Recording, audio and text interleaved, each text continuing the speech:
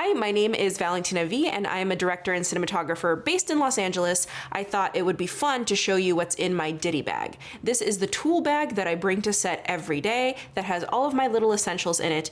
It's not my camera case, which has my cameras, lenses, batteries, but it is all of the other things that I think a lot of people don't talk about and don't think about. Boom, here it is in all its glory. I decided to take one that has outside pockets, so we will start with that. The first outside pocket has, of course, my phone. Always good to have, handy and nearby. The second outside pocket has my business cards. So I have them in a little case here, and they have photos of me on them, so you never forget who handed you the business card. Let's open the front pocket first, because that's the stuff that I tend to grab most frequently. So first we have a pair of scissors. This is great for opening boxes, great for cutting up gel rolls, and also every single department always asks you for scissors. Even the wardrobe department wants to cut a tag off. You always have those handy. I have a few A-clips. This is for clipping stuff like gels and other materials. Always handy to have. I also have a bunch of A-clips that are in my cases, but always good to have in my Ditty, as well as a couple of clothespins. Now we call these C47s. And again, I have a lot of these, but it helps to have them with me. And the most important thing is my multi-tool. My favorite tool in this multi-tool is actually not this one. You might think it is, but I actually use the nail file more than anything. The nail file kind of looks like a flathead screwdriver, and it helps me get my camera plates on. So I use that extensively. And usually at the beginning of the day, I'll take my multi-tool out, I'll put it in my pocket, and it'll stay with me in my pocket the whole day. I also have a few different writing utensils here. I have a few silver markers. The silver markers really help if I'm marking on black equipment. Like if I've forgotten to label something with my name, I'll just write my name on there. A pen and a dry erase marker for things like slates in case the first AD. And a dry erase marker for things like slates in case the first AC did not bring one, or if the first AC's marker has dried up. Now let's get inside the bag.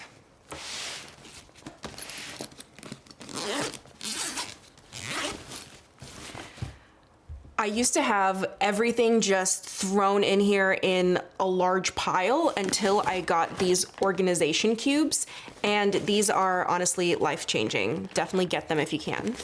This is the simplest one. I only have two types of items in here. In the front, I have my cables. Now, these aren't all the cables, but they are the most important ones. Stuff like HDMI cables, a lightning cable for my phone, some micro USB cables, things that are going to be able to charge my devices on set. On the front here, I have all sorts of different arms to mount things to my camera, like for example, wireless transmitters or monitors. And I will say I'm a little bit of a hoarder. I have 1, 2, 3, 4, 5 different mounting arms.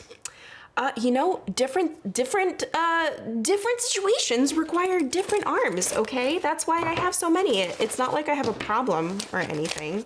I used to bring measuring tapes to set, and I got a couple of pretty deep cuts on my fingers. So now I use a laser measure.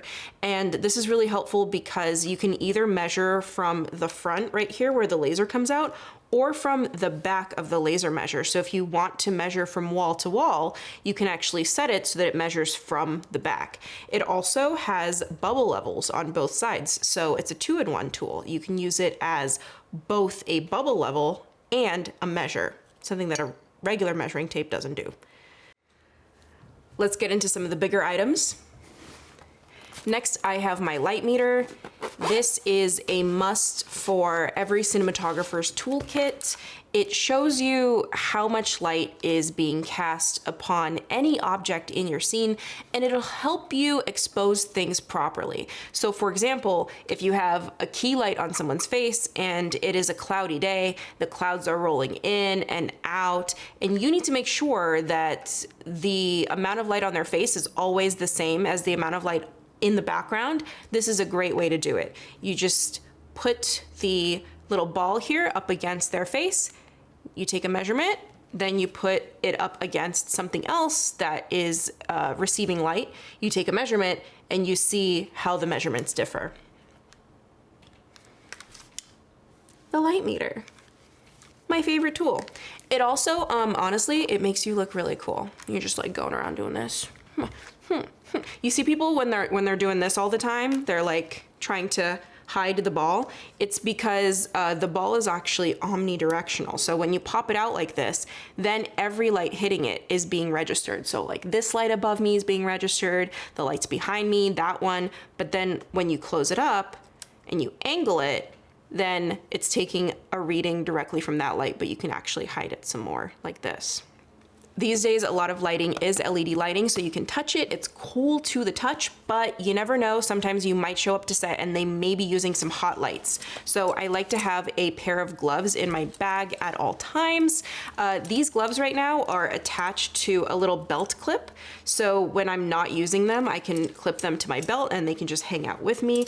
But very, very helpful for when you need to touch hot lights. Usually those hot lights take like 20 minutes to cool down, so you never want to touch a hot light. Two types of flashlights, one that you can hold in your hand, look around. And then another type of light that I have is a headlamp. Now, this is really useful not only during nighttime, but you could be in a very dark studio environment, searching through your bag, you're trying to find that one thing in there.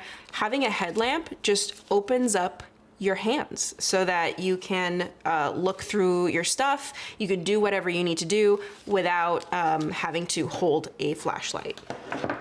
All right, that's it. I hope this was informative. If you have any other questions, please do let me know in the comments. I would love to answer them. Also, if you want to see anything else that I bring with me, or you want me to elaborate, let me know.